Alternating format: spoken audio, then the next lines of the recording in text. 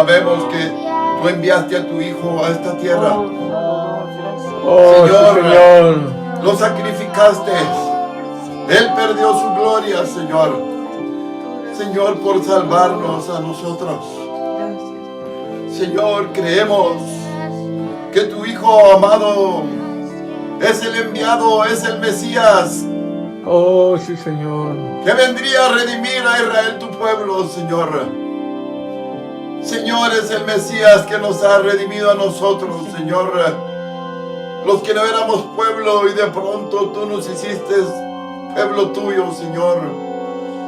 Gracias te damos en esta mañana por abrir las puertas de justicia para el pueblo gentil y para todo aquel que quiera humillarse, creyendo que Jesucristo es el Hijo de Dios, creyendo con todo su corazón que Él es su Salvador. Gracias te damos en esta mañana, Señor, por mostrarnos este camino precioso de vida. Gracias te damos en el nombre de tu Hijo amado Jesucristo. Amén. Amén. Sentémonos en esta mañana, hermanos.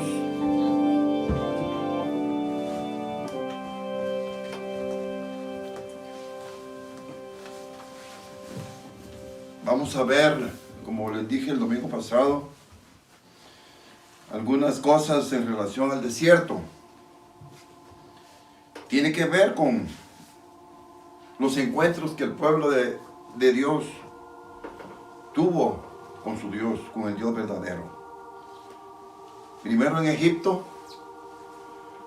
luego en el monte Sinaí, y como decíamos en algunos de los mensajes pasados, Él levantó el tabernáculo, conocido como el tabernáculo de Moisés. Y el pueblo de Israel tenía la oportunidad de acercarse a su Dios mientras lo necesitara. Las veces que fuera necesario, el pueblo de Israel podía hacerlo. Queremos ver este punto. Yo le puse el nombre. Siempre tiene que ver, bueno, inicialmente pensando en adorar al Señor y serle agradables. El Señor me hablaba del punto de los lugares altos y no hemos llegado todavía. Pero hablemos de que el pueblo de Israel andaba en el desierto. Y vamos a ver de alguna manera qué significa para nosotros andar en el desierto. Y el tema o el nombre es ¿cómo enfrentamos el desierto? Tenemos que entender esta mañana que el desierto es sinónimo de prueba. El desierto no es el lugar donde debemos vivir. Andar por el desierto no es la meta. Y en el sentido espiritual, el desierto no fue preparado por Dios para matar nuestro cuerpo físico. Algunos confunden la muerte física con la muerte de la carne y no es lo mismo. La Biblia dice que todos los hombres tenemos que morir y después enfrentaremos el juicio. O sea que el desierto no es para matar el cuerpo físico. El desierto es, bueno, y también el desierto no es un lugar geográfico para nosotros en este tiempo. Hermano, realmente el desierto es el medio que Dios usa para tratar con nuestros corazones. Es lo mismo, como podríamos decirlo, para tratar con nuestra carne, con nuestras inclinaciones al pecado, con nuestras inclinaciones a este mundo. En Éxodo capítulo 8, en el verso 2, ya lo hemos leído y lo han oído ustedes muchas veces, lo define claramente. O sea, ahí es un aspecto natural para el pueblo de Israel, pero para nosotros es una figura. Dice, y te acordarás de todo el camino por donde te ha traído Jehová tu Dios estos 40 años en el desierto. El desierto es una figura de nuestra caminata sobre la tierra, después de haber sido libertados de la esclavitud de este mundo, para el pueblo de Israel, Egipto. Y dice ahí que el Señor llevó a ese pueblo. Dice, te llevé 40 años en el desierto para afligirte, para probarte, para saber lo que había en tu corazón, si había de guardar o no sus mandamientos.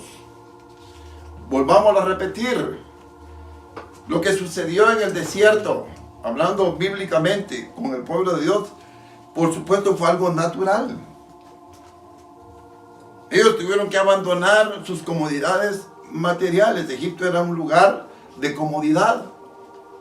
Acuérdense que Gosén era un lugar de reposo para el pueblo de Israel. Bueno, cualquiera diría, bueno, es que lo que pasa es que estaban ahí porque ellos eran pastores. Ellos tenían ganados y para los egipcios era abominación, por supuesto, pero cuando vinieron las plagas de parte de Dios para el pueblo de Israel, de parte de Dios para Egipto, el pueblo de Israel fue librado en Gosén. Ahí no sucedió lo que sucedió en Egipto. O sea que Gosén es un lugar de protección, un lugar seguro para el pueblo de Dios. Entonces, para afligirte, para probarte, para saber lo que había en tu corazón. Hermanos, se está hablando de nuestra actitud ante el momento en que nosotros estamos caminando por el desierto. O sea que el desierto no es para matar nuestro cuerpo físico, lo vuelvo a repetir, sino, hermanos, necesitamos que el Señor trate con nuestra vieja naturaleza, con nuestro viejo hombre. Podríamos decir entonces que el camino del desierto es nuestro caminar diario, donde nos enfrentamos con enemigos espirituales. Y esto es lo que queremos ver en esta mañana, cómo el Señor ha permitido que experimentemos el desierto para enfrentarnos o para que aprendamos a enfrentarnos con enemigos espirituales. O sea, no es problema del cuerpo físico. La Biblia dice en Efesios que nuestra lucha no es contra carne y sangre, no es contra personas físicas, sino contra potestades, contra gobernadores de los aires, gobernadores de las tinieblas de los lugares celestes, dice Efesios 6. O sea, no mezclemos, porque muchos cristianos creen que, por ejemplo, y estoy de acuerdo con ustedes, que el Señor puede obrar milagros a través de una enfermedad, por ejemplo. Pero que usted sea enfermado solo es un trato del Señor para su cuerpo, por supuesto. Ahí está la prueba. ¿Qué va a hacer usted con su corazón? ¿Cuál va a ser la manifestación de lo que a usted le está sucediendo? En ese aspecto sí, pero el cuerpo físico no tiene nada que ver con nuestra carne. Eso es importante que lo entendamos y lo vayamos viendo. Y hablando de esos enemigos espirituales que nos atacarán, escuche bien, tenemos que entender que nuestros enemigos espirituales no están jugando con nosotros. Nosotros, como no los vemos con nuestros ojos naturales, nos metemos en situaciones o andamos por caminos equivocados, tocando, tratando de ir más lejos, y estamos exponiéndonos a esos enemigos espirituales que si nos atrapan, si atrapan nuestra alma, nos van a destruir. ¿Y cuál es la razón de sus ataques? Van a hacer que nos rindamos a ellos, van a someter nuestra voluntad a ellos, y ellos son los que nos van a gobernar. O sea, ¿de qué estamos hablando? ¿De espíritus? ¿De demonios? espíritus malignos. La Biblia nos muestra claramente a esos enemigos, y podríamos llamarlos a esos enemigos llamados asaltantes o príncipes del desierto. Solo pensemos por un momento o veamos quiénes eran los príncipes del desierto para Israel en su caminata, en su transitar por esos 40 años. Voy a mencionar primero, los amalecitas eran príncipes del desierto o enemigos que los asaltaban. Los madianitas eran otros enemigos. Los ismaelitas. Y vamos a ver en esta mañana que esa gente fue o sirvió o fueron como mercaderes del pecado para provocar al pueblo de Israel. Su fin principal era atraerlos a las concupiscencias. En lo natural dice la Biblia que el pueblo de Israel se mezcló con los moabitas y los madianitas. Vamos a verlo también. Para provocar el pecado, la fornicación natural y la fornicación espiritual. ¿Cuál era la fornicación espiritual, hermanos? Que ellos, después de juntarse con esa gente, con esas mujeres de los madianitas o de los amalecitas o mujeres del pueblo de Dios, juntándose con amalecitas, con moabitas, con ismaelitas, esos miembros del pueblo de Dios, aparte de contaminarse, más adelante fueron adoradores de los dioses de ellos. Eso es fornicación espiritual. Y como les dije, uno de esos enemigos eran los amalecitas. Yo quiero que vayamos al libro de Éxodo, en el capítulo número 17. Vamos a leer los versos del 8 en adelante. Vamos a saltearnos algunos versos, pero para que veamos quién era Amalek. Dice: entonces vino Amalek y peleó contra Israel en Refidim.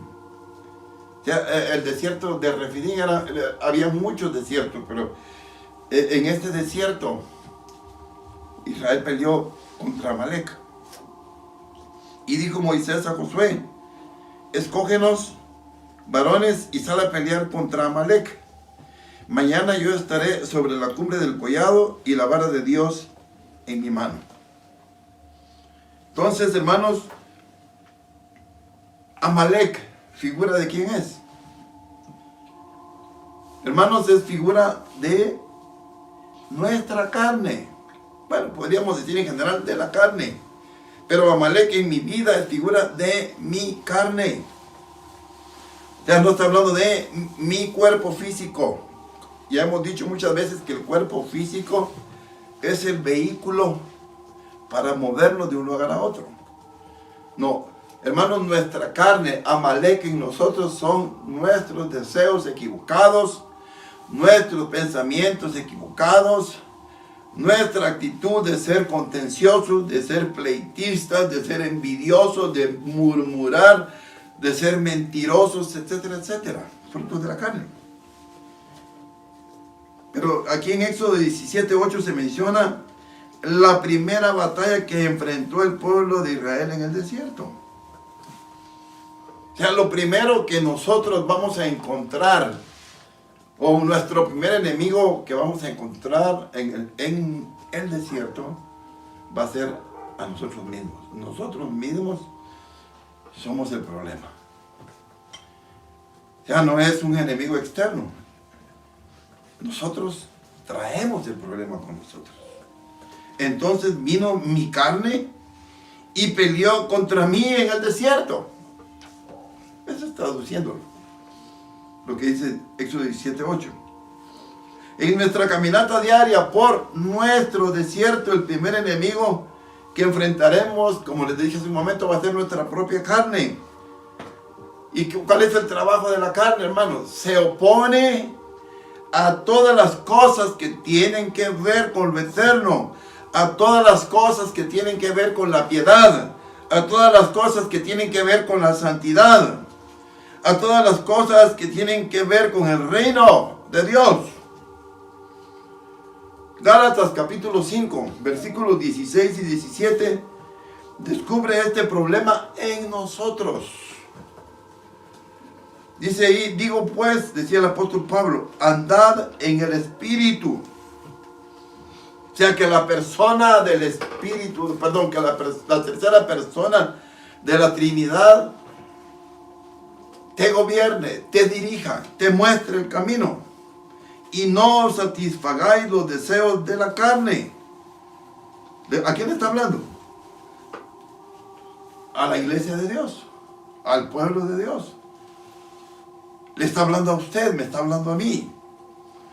Dice el verso siguiente, porque el deseo de la carne es contra el Espíritu, es contra Dios.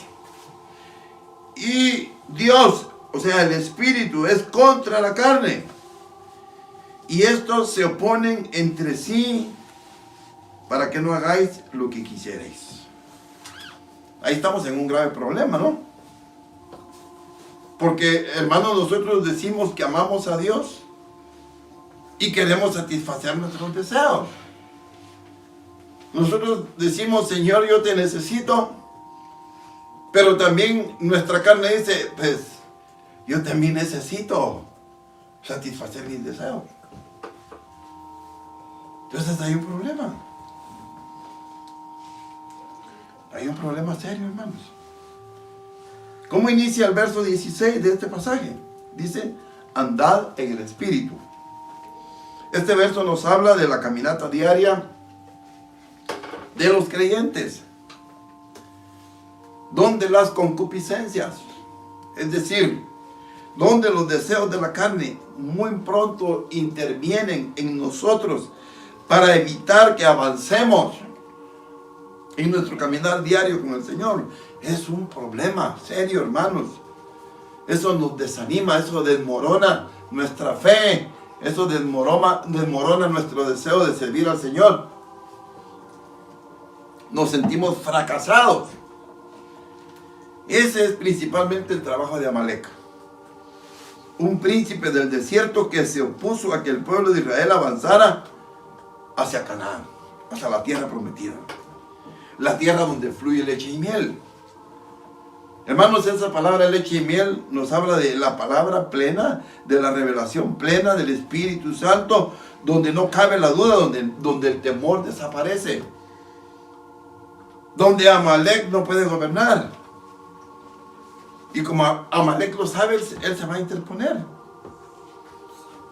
Y hermanos, en esa batalla encontramos algunos pensamientos o claves o ideas que nos muestran que sí podemos pelear contra nuestra carne y vencerla. Porque uno de los problemas es, hermano, ay, hermano, es que yo soy débil.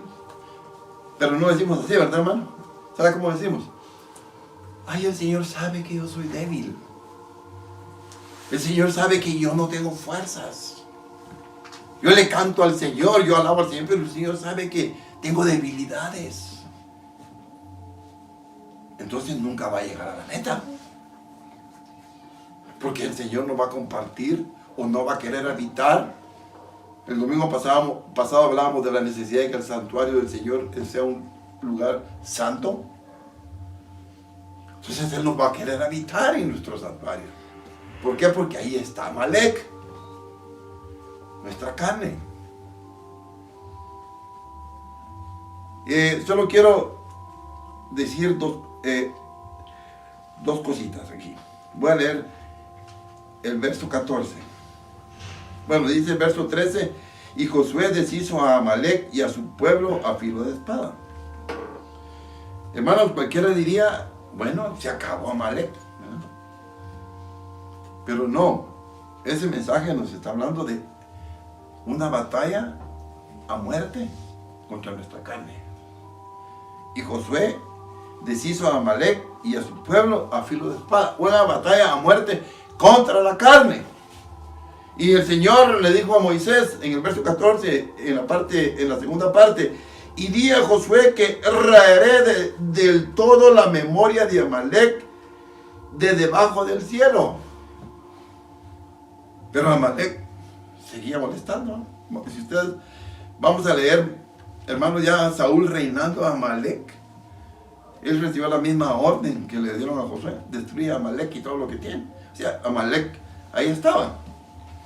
Y dice el 16 en la segunda parte: Jehová tendrá guerra con Amalek de generación en generación. ¿Qué dicen ustedes? ¿Ya murió Amalek? No. Amalek, o sea, pero eso es una figura espiritual. Amalek está en nosotros, en todos los que nacemos de mujer. Por eso el salmista David decía en el Salmo 51: en pecado me concibió mi madre. O sea, hermanos, tiene que ver con desobedecer al Señor.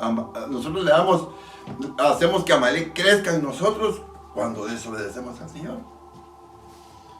El Señor nos dice: no hagas tal cosa, y lo hacemos, Amalek crece en nosotros. Hermanos, ¿cómo podemos ganar entonces? ¿Cómo podemos pelear contra nuestra carne y vencerla? ¿Cómo podemos pelear contra Amalek y vencerlo? Ahí en el verso 9 del capítulo 17, dice: y dijo Moisés a Josué: escógenos varones y sal a pelear contra Amalek. Pero mira lo que él prometió: mañana yo estaré sobre la cumbre del collado y la vara de Dios en mi mano. O sea, Moisés es figura, en ese momento, figura de Cristo, y la autoridad de Dios, del Padre, iba a estar en su mano, ya que había un apoyo para Josué. Pero dice: escoge los varones y sale a pelear contra Amalek. ¿Qué clase de varones necesitaba Josué, hermano? Necesitaba varones escogidos, no cualquier persona, sino varones esforzados, llenos de gracia. Viene a mi mente el diácono Esteban, ¿se recuerdan? Él tenía la gracia y la verdad del Señor en su corazón y era lleno del Espíritu. Hermanos, Esteban ahí no era una figura, una realidad de que Amalek no estaba en Esteban. Hermanos, Esteban resistió a los religiosos de ese tiempo, después de que Cristo murió. Hermanos, yo me deleitaba leyendo la historia que narra Esteban en relación al pueblo de Dios. Hermano, ahí está toda la historia. Hasta ese día narró él: y vosotros resistís al Espíritu de Dios, y vosotros matasteis al Cristo. Hermanos, él no tenía miedo, era un varón escogido por Dios. ¿Y qué resolvieron ellos, hermano? Matarlo físicamente. ¿Y cuál fue la reacción de Amalek en Esteban? ¿Se recuerdan ustedes la reacción de Amalek en Esteban? Amalek ya no estaba ahí, hermano. Escuchen bien, Amalek no estaba en Esteban. Lo empezaron a apedrear, hermano. Y Esteban estaba recibiendo los golpes. Y en lugar de condenarlos, él soportaba ese sacrificio físico y no se peleó contra ellos, porque sabía que la lucha no era contra ellos, sino contra su propia carne. No contra su cuerpo físico, sino contra su propia carne. Y antes de morir dice que él se levantó se puso de rodillas, levantando sus manos al cielo. Le dijo al Señor: Padre, no les tomes en cuenta este pecado. Y murió físicamente, glorificando al Señor y perdonando a sus enemigos. Ahí Amalek no estaba. Podríamos decir que cuando Esteban murió, podríamos decir, usar ese verso número 13, y Josué deshizo a Amalek y a su pueblo a filo de espada. Podríamos decir también que Esteban estaba en el desierto, ahí peleando contra Amalek, y salió vencedor. Entonces, por esa razón, el Señor le dijo, Moisés le dijo a Josué: escoge los varones esforzados, varones que para pelear lo hacen con firmeza, no le temen a sus enemigos, varones que no se rinden fácilmente al ver las pruebas o las luchas, varones con un corazón para el Señor, varones que no desaniman a otros que están peleando junto a ellos. Hermano, ¿cuántos de ustedes están oyendo a diario gente, con mucha vergüenza lo digo, con mucho temor, hermanos en Cristo, desanimándolos? No, hombre, ¿para qué te estás esforzando en buscar al Señor? ¿Para qué te esforzas en la lectura diaria? ¿Para qué te esforzas en la oración? ¿Para qué te esforzas clamando al Señor? ¿Para qué estás ayunando? ¿Para qué estás diezmando y ofrendando? No seas tonto. Eso no vale la pena. ¿Ustedes creen que esa clase de hombres te escogió su hermano? No. Esos hombres fueron y van a ser desechados por Dios por la eternidad. Varones que desaniman a los que pelean junto a ellos, que con palabras negativas o actitudes de desánimo para los demás están provocando para que los verdaderos hijos de Dios que están peleando contra Amalek deserten. Hermano, esa gente que no fue escogida, que no va a ser escogida por el Señor para matar la carne, fácilmente le darán la espalda al Señor y van a huir y se van a pasar al bando contrario. Van a ser, si no están con Dios, van a estar en contra de Dios. La Biblia dice: el que se hace amigo de Dios, amigo del mundo, se constituye en enemigo de Dios. Yo quiero ver con ustedes un ejemplo muy certero de un varón de guerra, un varón escogido, valiente y vigoroso, prudente en sus palabras y hermoso. Y al final la palabra añade: y Jehová estaba con él. ¿Quién era, hermano? David. Era el joven David, el hijo menor de Isaí. Su abuelo se llamaba Obed y su bisabuelo se llamaba Booz. Hermanos, Booz, su nombre significa agilidad y fuerza. Hermano, Booz era un pilar fuerte en la descendencia de Cristo. Hermanos, su abuelo se llamaba Obed, significa sirviendo. Esa palabra sirviendo es en el presente, todo el tiempo está sirviendo. Un ejemplo de servir al Señor sin dudar en nuestro corazón. ¿Cómo David iba a hacer cualquier cosa? Hermanos, él había heredado esa bendición. E Isaí, su padre, significa Jehová es. Jehová existe. Jehová es real. Jehová no es un mito. Hoy usamos esa palabra, mito. Pero esa palabra viene de mitología, la vida de los mitos, de los dioses, de los dioses atenienses, de los griegos, etc. Habían dioses. Era un grupo de gente o de dioses que habitaban en un lugar. Bueno, no vamos a hablar de ellos, no me interesa.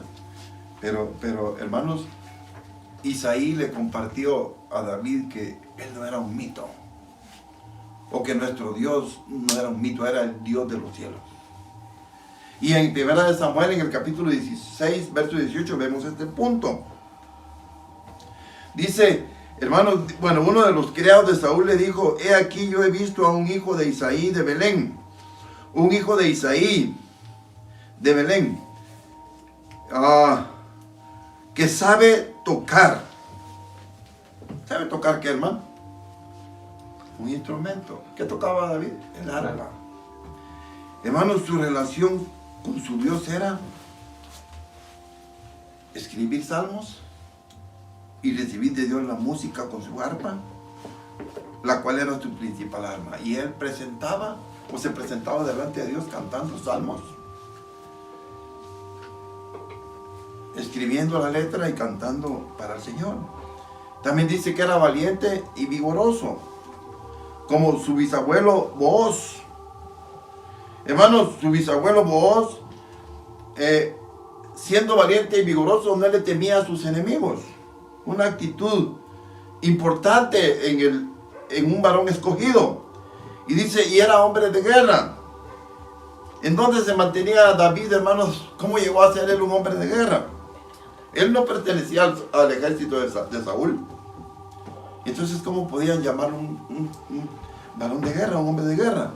Hermano, dice que él vivía en la soledad del desierto. Hermano, había aprendido a pelear las batallas de Jehová en el desierto, en los bosques de Belén, y ser vencedor sobre el oso y sobre el león. Hermano, el oso y el león en la Biblia son sinónimos de Satanás, hablando de su poder como el príncipe de este mundo. Y dice la Biblia también que él era prudente en palabras. ¿Qué significa eso, hermano? Él escribió un salmo: pacientemente esperé en Jehová. Hermano, él ponía su confianza plena en el Señor, igual que nosotros, ¿verdad, hermano?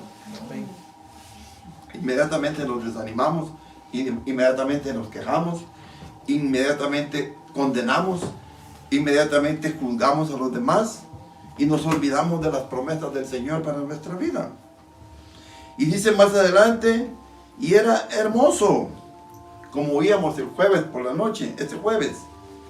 Hermanos, que con la sal y la luz del Señor, hermano, debemos de brillar, debemos de mostrarle a otros la hermosura del Señor.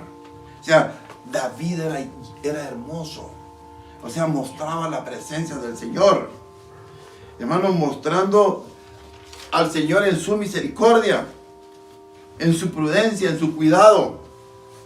Hermano, David, cuando era asediado por sus enemigos, él no usaba ni lanzas ni flechas. Hermanos, ¿quién usaba lanzas para atacar a sus enemigos? Saúl. Saúl se defendía con lanzas y con flechas. ¿Qué son las lanzas y las flechas en la Biblia, hermano? Palabras hirientes, nuestra boca ofendiendo a otros. Hermano, pero lo más importante de David era que Jehová estaba con él. Hermano, es una clave para ser vencedores de nuestros enemigos. Dice la Biblia, hermanos, que y sucedía en el verso 11 que cuando alzaba Moisés su mano, Israel prevalecía. Mas cuando él bajaba su mano, prevalecía Amalec. Y las manos de Moisés se cansaban, por lo que tomaron una piedra y pusieron debajo de él, y se sentó sobre ella. Y Aarón y Hur sostenían sus manos, el uno de un lado y el otro del otro. Así hubo en sus manos firmeza hasta que se puso el sol. O sea, nunca dejó de alzar sus manos. Eso es señal de que estamos confiando totalmente en la presencia del Señor, y es señal de que Dios está con nosotros. Hermanos, una persona que tiene al Señor en su corazón no se da por vencido. José, el hijo de Jacob, es un buen ejemplo de nuestro pleito con Amalek. Ay, hermano, yo creo que se está equivocando. Vamos a ver si es cierto. Hermanos, es cierto. Usted tiene razón. Dice la Biblia que sus hermanos los vendieron con los madianitas. Pero quiero recordarles que los príncipes del desierto eran amalecitas, madianitas, eran ismaelitas. Y vamos a ver un poquito sobre los madianitas. ¿Quiénes eran los madianitas, hermanos? ¿Quiénes eran o quiénes fueron los que vendieron a José? ¿O quiénes eran los que lo compraron, mejor dicho? Sus hermanos lo vendieron. Ahí dice, ahí en el verso dice, y lo vendieron a los madianitas mercaderes. Hermano, ellos eran madianitas comerciantes. Ellos compraban esclavos, compraban mantos babilónicos, compraban todo lo que les venía a la mano y comerciaban. Ellos iban para Egipto a vender todo lo que llevaban de los árabes. Y los madianitas mercaderes compraron a José. Hermanos, los madianitas eran descendientes de Madián. ¿Quién era Madián, hermanos? ¿Quién era Madián? Era un hijo de Abraham. ¿Cómo así, hermano? Pues si solo tuvo dos hijos, Isaac e Ismael, o Ismael e Isaac. No, cuando murió Sara dice que él se casó con Cetura. No es Cetura porque no lleva acento en la E, sino la tiene que llevar en la U, entonces es Cetura. Creo que estoy en lo cierto, ¿verdad? Si no, alguien me corrige mañana. Porque yo no ustedes no me pueden decir que sí, es cierto. Pero eso no es tan importante, hermanos. Hermanos, Madián era un hijo de Abraham que lo tuvo con su concubina Cetura. Y el significado de Madián es lucha. Hermanos, y sí, hermanos, nosotros vemos en la historia del pueblo de Israel que efectivamente cuando Moisés huyó de Egipto, se casó con una madianita. ¿Cómo se llama esta mujer madianita, hermano? Se llamaba Séfora.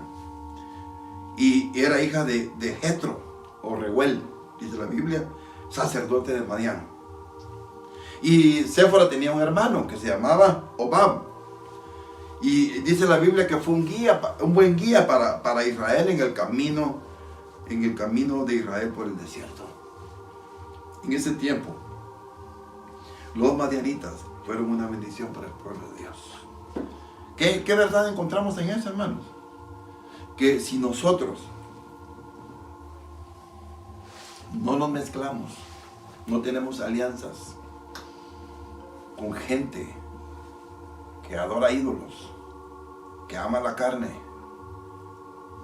que desea el mal, desea los deleites temporales, esas personas pueden ser de bendición. Acuérdense del samaritano. Ay, pero es que el buen samaritano es Jesús y es la figura, pero el buen samaritano era un buen samaritano. No era un buen judío, no era un buen sacerdote, no era un buen levita. Era un samaritano.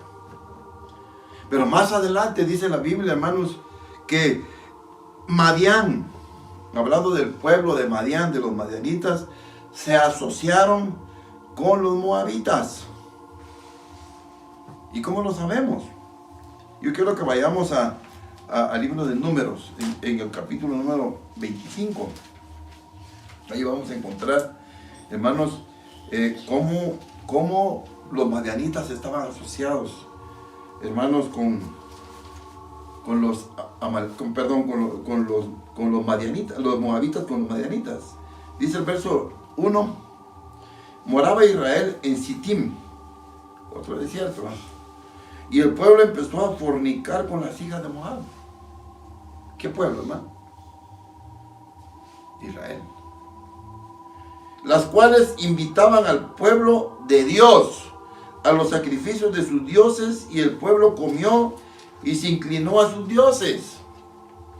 Dice, así acudió el pueblo a Baal Peor, y el furor de Jehová se encendió contra Israel. Hermanos, ¿qué estaba sucediendo?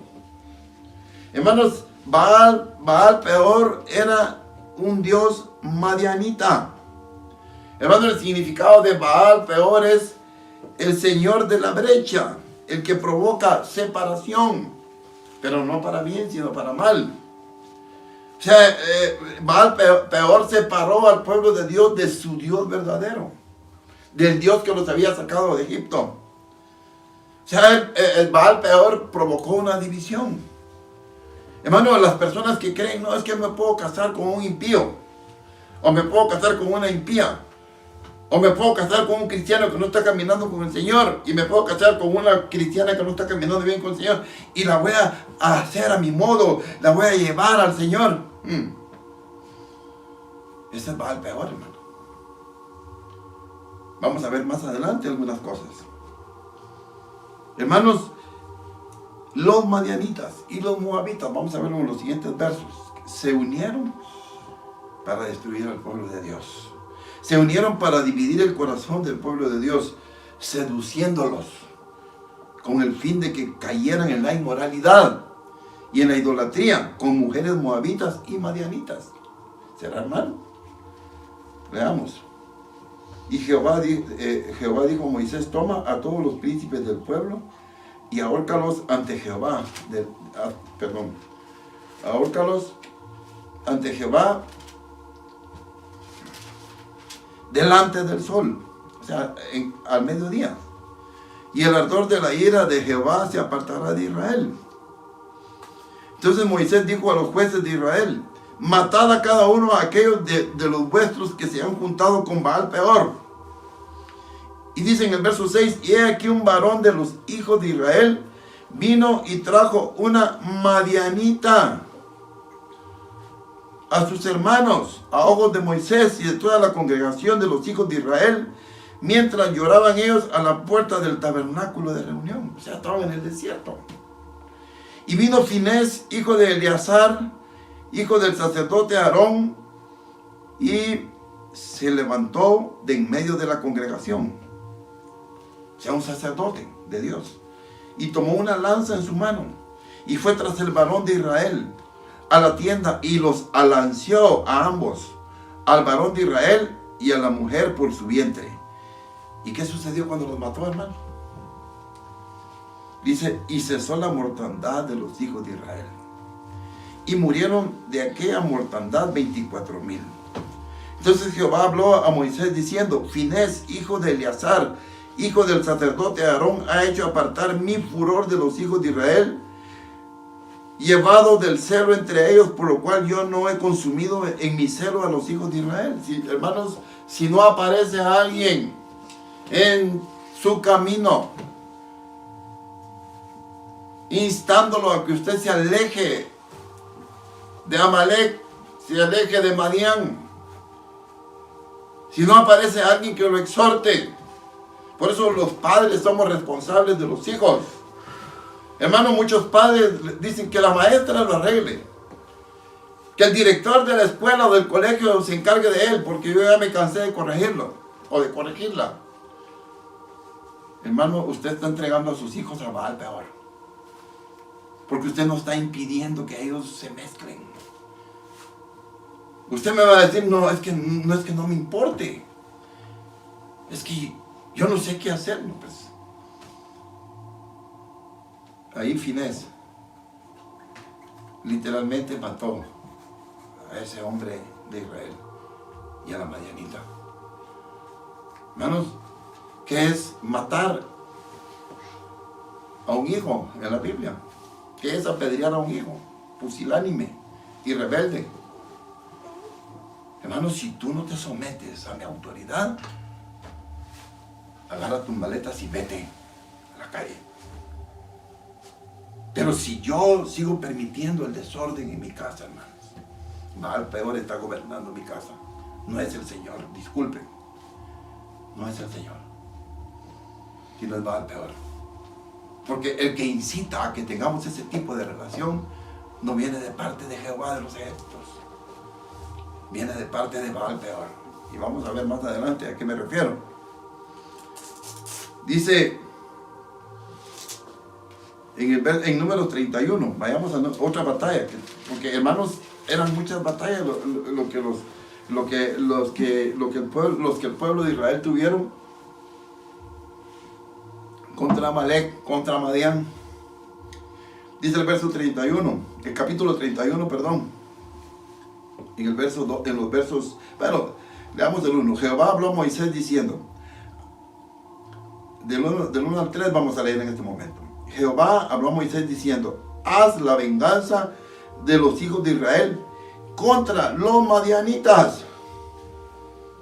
Después serás recogido a tu pueblo. O sea, Moisés no iba a entrar, estaban a punto de entrar a la tierra. Pero él dice, haz la venganza de los hijos de Israel contra los madianitas. Entonces Moisés, dice el verso 3, habló al pueblo diciendo, armaos algunos de vosotros para la guerra y vayan contra Madián y hagan la venganza de Jehová en Madián.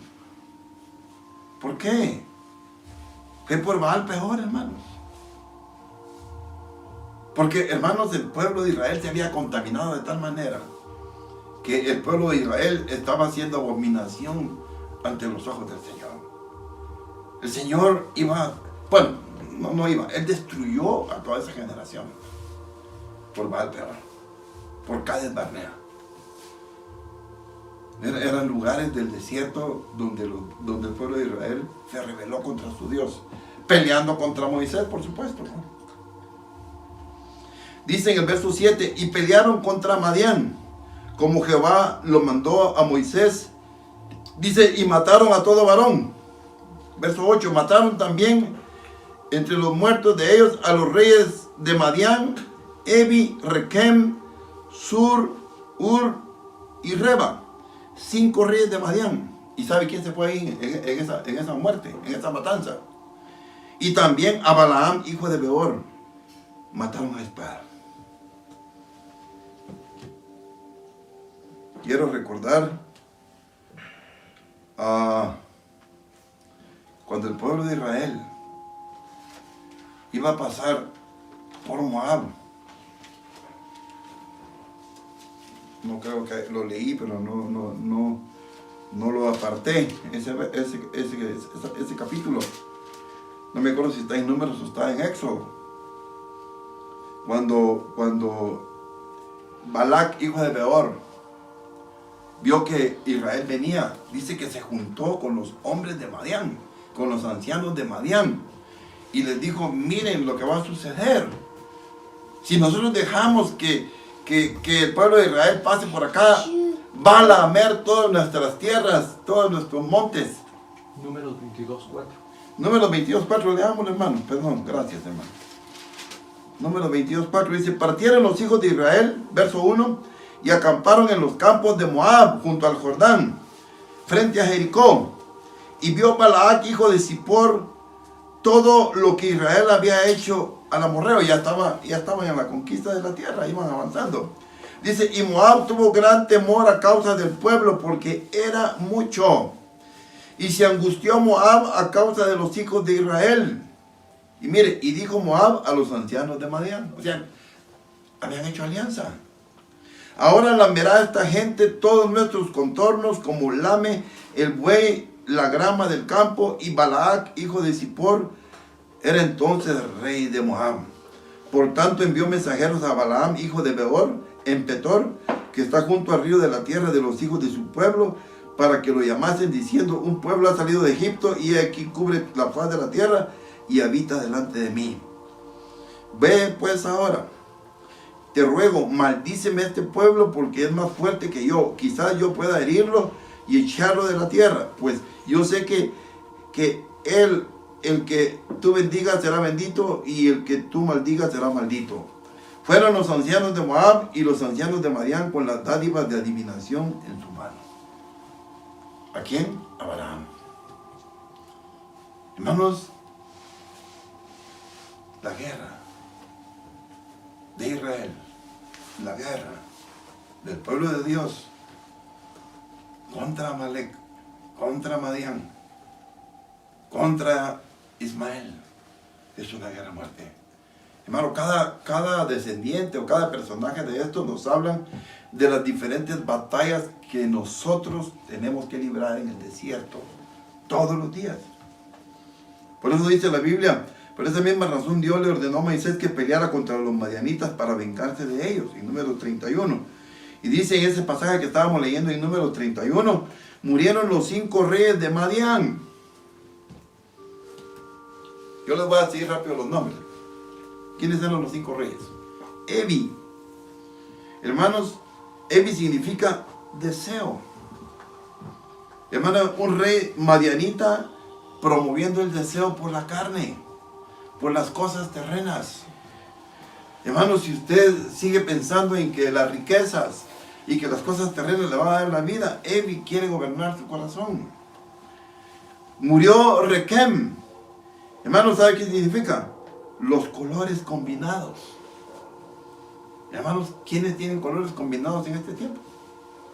Los homosexuales, las lesbianas, los de, ¿cómo es que le dicen eso del género? Se me olvidó. Ideología. La ideología de género. El derecho de que ellos puedan casarse hombres con hombres y mujeres con mujeres y adoptar niños.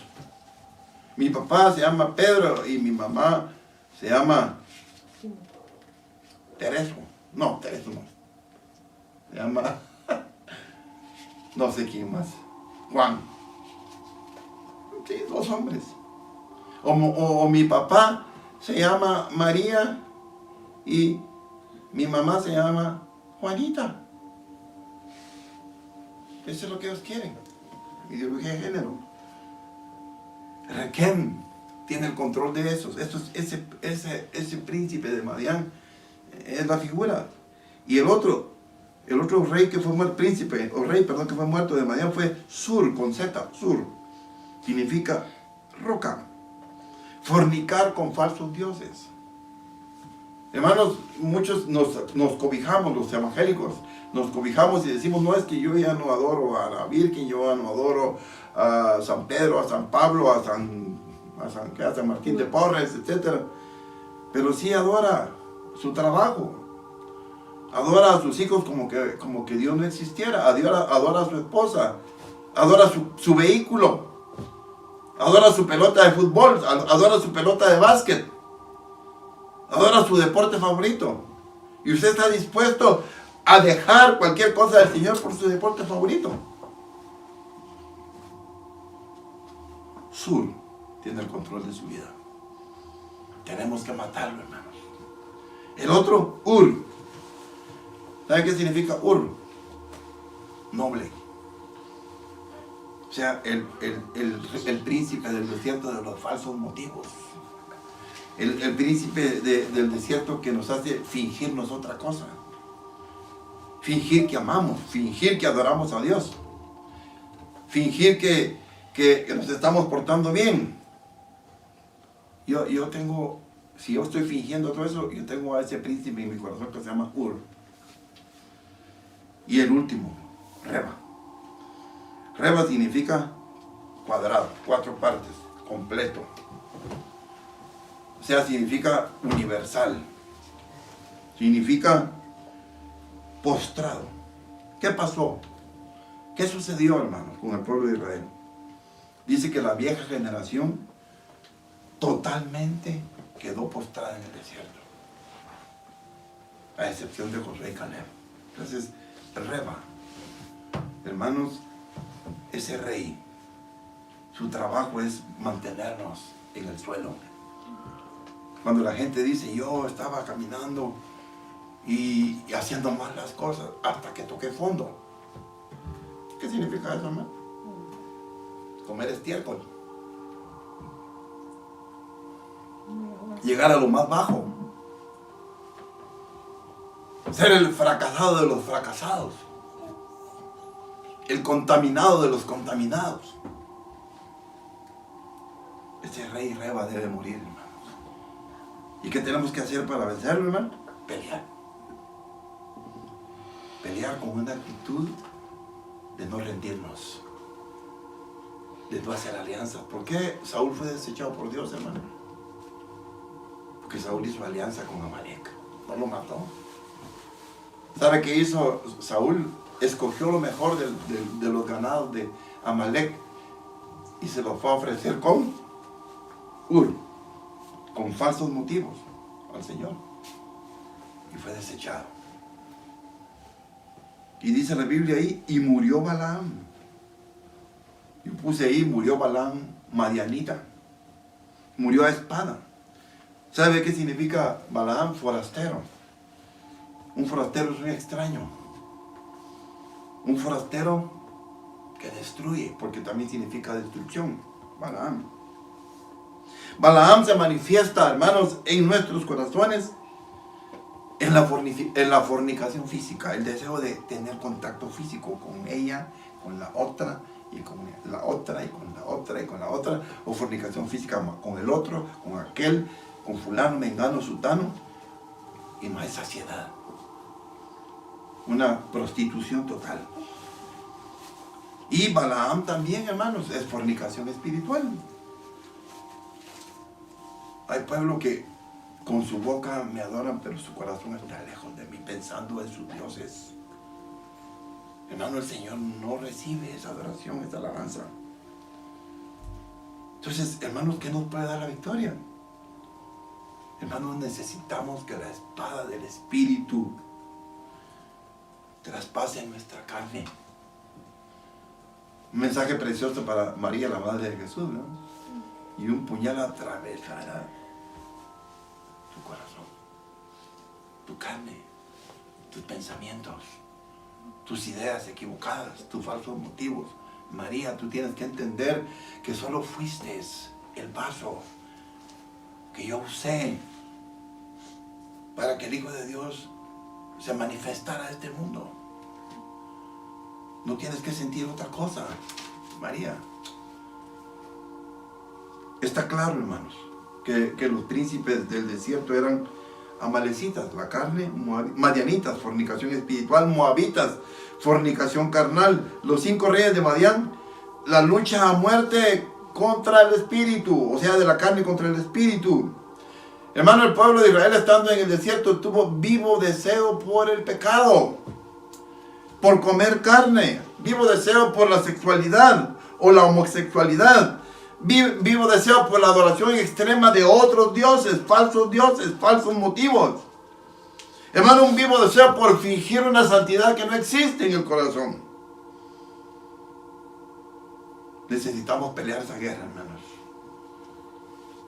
Por eso es que también Balaam aparece en el libro de Judas. Judas o Santiago, Judas, ¿verdad? Hermanos, este Balaam incitó a los hijos de Israel a fornicar y a mezclarse con las mujeres madianitas y las mujeres moabitas. Hermano, Balaam es símbolo del príncipe de este mundo, hermanos, incitando a los hombres a tener riquezas inciertas. Hermano, a vivir con un corazón lleno de afanes, lleno de ansiedad y lleno de deseos equivocados por obtener las cosas que quieren, sea como sea, pagando el precio que sea para obtenerlas. Hermanos, entonces en la guerra contra Amalek pelearon varones escogidos. Y Josué, hijo de Nun, como el príncipe del ejército de Jehová, que en ese momento es una figura de Cristo, hermano. Le estoy mencionando esto porque surge una pregunta. Hermano, entonces, ¿cómo vamos a vencer? ¿Quién está de nuestro lado? ¿Quién está de mi lado, Señor? O hermano Freddy, ¿quién está de mi lado para que yo venza a mis enemigos? Josué estaba de su lado. Figura de Cristo. Y hermanos, figura de Cristo, Josué peleando nuestras batallas. Hermanos, Uri y Araón estaban del lado del pueblo de Dios. Uri y Aarón es como las 2 alas de águila. Alabanza y adoración a nuestro Dios. Hermano, cuando nosotros alabamos al Señor y oramos a Él, hermanos, somos librados de nuestros enemigos. El que habita al abrigo del Altísimo morará bajo la sombra del Omnipotente. Librados de nuestros enemigos. Hermano, dice la Biblia en Apocalipsis que las 2 alas de águilas llevaron al desierto al hijo varón. ¿Para qué? para ser sustentado. Y Moisés en ese momento, figura del Padre, inclinando la guerra y la batalla a favor de su pueblo, en contra de Amalek, para que fuera totalmente aplastado. Por eso la Biblia dice en Éxodo 17:3, ya lo leímos, y Josué deshizo a Amalek y a su pueblo a filo de espada. Hermanos, podemos usar las palabras que usó el profeta Eliseo cuando el criado se asustó por todo el ejército de los sirios. Le dijo: no tengan miedo, porque son más los que están con nosotros que los que están con ellos. Hermanos, y dice la Biblia que el Señor, por petición de Eliseo, le abrió los ojos al criado. Hermanos, hablando de quienes están con nosotros, vemos cómo José, el hijo de Jacob, fue venciendo a todos los estorbos de su carne para que Dios cumpliese su propósito en él. Dice Génesis 39:2, mas Jehová estaba con José y fue varón próspero. Pero mejor dicho, ¿qué tuvo que hacer José para no ser vencido por su carne? Dice en los versos del 7 al 12, no lo vamos a leer, pero hermanos, después de obtener la bendición de Dios y para darle prosperidad a Potifar, fue asediado constantemente por las mujeres de su amo. Y al final de ese asedio, ¿qué tuvo que hacer, hermano? Tuvo que huir y salir de la casa. Y eso le significó la cárcel. Hermano, le costó injustamente ir a la cárcel. Hermano, él recibió más oprobio. Hermano, nosotros no queremos sufrir las injusticias de otros, no las queremos sufrir. ¿O sí, hermano? Algunos creen que la cruz de Cristo es padecer por sus pecados. No, hermano. La cruz de Cristo es padecer por los pecados de otros. Cristo murió por sus pecados y por mis pecados. Él padeció la cruz por usted y por mí. O sea que padecer como Cristo padeció es padecer, si usted quiere así, por culpa de otros. Y la Biblia nos dice que José se defendió. José guardó silencio, era un esclavo. No tenía derecho a defenderse. Lo metieron a la cárcel. Pero dice en el verso 21 de Génesis 39, pero Jehová estaba con José y le extendió su misericordia. Y llegó a ser un siervo fiel para el jefe de la cárcel. ¿Qué estaba pasando con José, hermanos? Estaba descendiendo. Estaba muriendo. Estaba acabando con Amalek. Bueno, en el tiempo de José no existía Amalek. Bueno, ya estaba Amalek, pero no se había manifestado. Pero es una figura. Él estaba muriendo. Hermano, mejor dicho, Amalek estaba muriendo en José. Madián estaba muriendo en José. Sí podríamos decir, Ismael estaba muriendo, hermano. Él como su padre no estaba dispuesto a mezclarse con las hijas de Het. Y dice ahí, hermanos, en el verso 23, ¿por qué razón él tuvo esa victoria? Porque Jehová estaba con José y lo que él hacía, Jehová lo prosperaba. Hermanos, José quiso poner su confianza en Amalek en un momento de su vida. ¿Y qué pasó, hermanos? Amalek le falló. ¿Cómo le falló? Cuando le dijo al copero del rey, cuando salgas de la cárcel, acuérdate de mí. Y hermanos, dice la Biblia, hermanos, que el jefe, eso está en el verso 23 del Génesis 40, y el jefe de los coperos no se acordó de José, sino que le olvidó. Hermano, la carne no nos va a servir para nada. El hombre nos va a fallar todo el tiempo. Hermano, ¿cuánto tiempo tuvo que esperar José, hermano, para salir de esa prisión donde estaba él injustamente? 2 años. Hermano, le significó esperar 2 largos años. Entonces, hermanos, el plan perfecto del Señor para José se había cumplido. en su vida. ¿Cuántos años pasó, hermano, desde que fue vendido? 13 años. Hermanos, descendiendo hasta que Amalek murió en su vida. Acuérdense que 13 años habla de rebelión. Amalek nos revela, o sea, hace que seamos rebeldes. Si usted es rebelde, hermana, Amalek está gobernando. Si a usted le gusta pecar y le gusta deleitarse en el pecado, Madián y Moab están en su corazón. Y esos 5 príncipes de Madián están asestándole golpes a su vida, hermana o hermano. Pero el Señor quiere meter su espada. Yo solo quiero leer unos últimos versículos en Mateo 10:34. Solo lo vamos a leer. Porque, hermanos, ¿cómo vamos a hacer? ¿O qué vamos a hacer? ¿O qué puede hacer el Señor por nosotros, hermanos, para que obtengamos la victoria? Si en casa los dos pensamos lo mismo en relación a Dios, no queremos nada con Él, ¿qué va a hacer Dios, hermano? Dice el verso 34 de Mateo 10. No penséis que he venido para traer paz a la tierra. No he venido para traer paz sino espada. Porque he venido para poner en disensión al hombre contra su padre, y a la hija contra su madre, y a la nuera contra su suegra. Y los enemigos del hombre serán los de su casa. Apliquémoslo a Amalek, hermano. Apliquémoslo a Madián.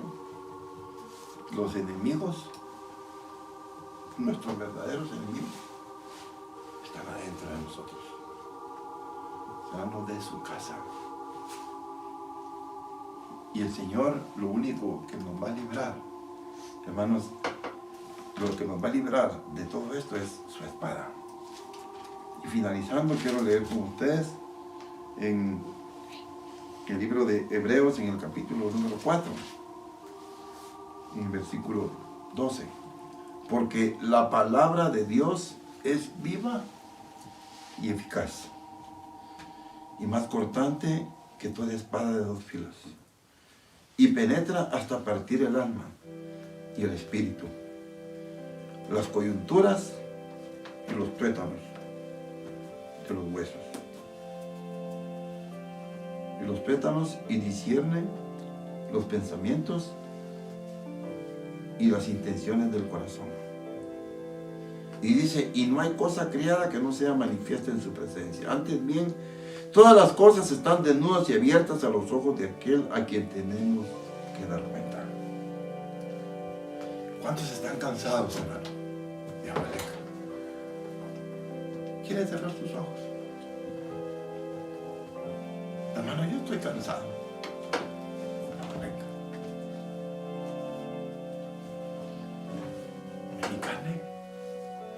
Mi carne no se conforma. Mi carne quiere gloria, mi carne quiere deleite, no se conforma con nada. Hermano, hay una batalla diaria en mi vida contra Amalek. Dice la Biblia, hermano, el Señor le dijo al pueblo de Israel a través de Moisés, dile a Josué que tendré pleito con Amalek de generación en generación. Hermano, los madianitas, los moabitas, separaron al pueblo de Dios de su comunión con ese Dios verdadero, ese Dios que los había libertado de Egipto, ese Dios que les había dado vida, ese Dios que los abrió el mar rojo para librarlos de sus enemigos. Por eso es que el Señor le dijo a Moisés, ve y pelea con Madián para que vengues la destrucción de tu propio pueblo. Hermano, Madián tiene a muchos cristianos postrados, de rodillas ante los dioses de los madianitas, de los moabitas. Esos 5 príncipes de Madián, hermanos, posiblemente todavía estén rondando adentro de nuestra tierra. Necesitamos matarlos. Necesitamos destruirlos. ¿Quieres decirle al Señor en esta mañana? Señor, por favor, mete tu espada en mi corazón. Por favor, Señor. Señor, pon espada en mi hogar, Señor. Señor, por amor a tu nombre. Para que alguien,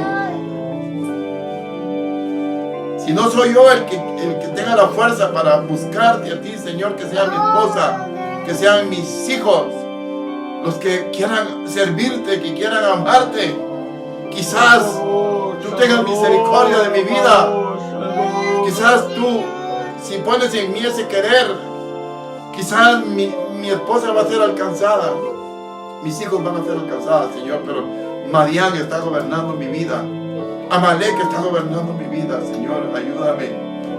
Mete tu espada, porque tu palabra dice que es más viva y eficaz que una espada de 2 filos, que alcanza a penetrar hasta los tuétanos de los huesos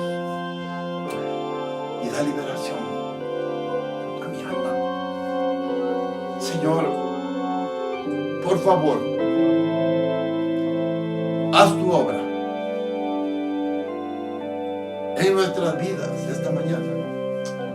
Atráenos a ti, Por favor, Padre. Señor, que tu palabra viva venga a nuestros corazones. Haz tu obra preciosa en nosotros, Por Señor. amor a tu nombre.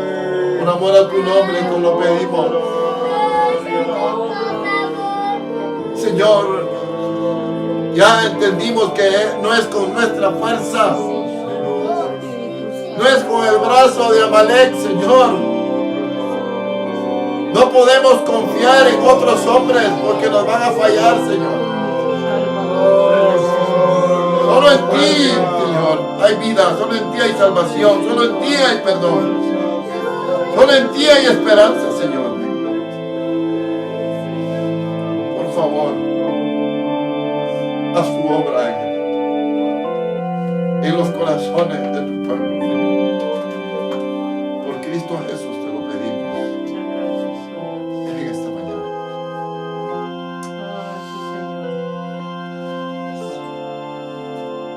Te creo, Jesús.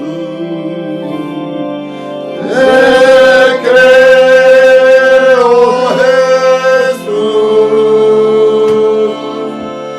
Todo es posible. Te creo, Jesús. Te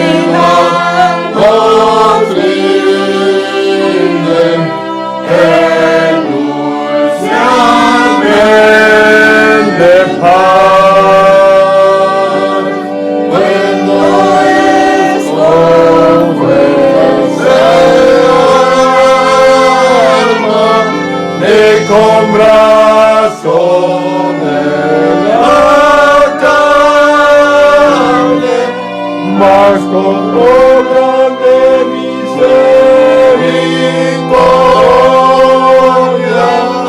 en el reino celestial.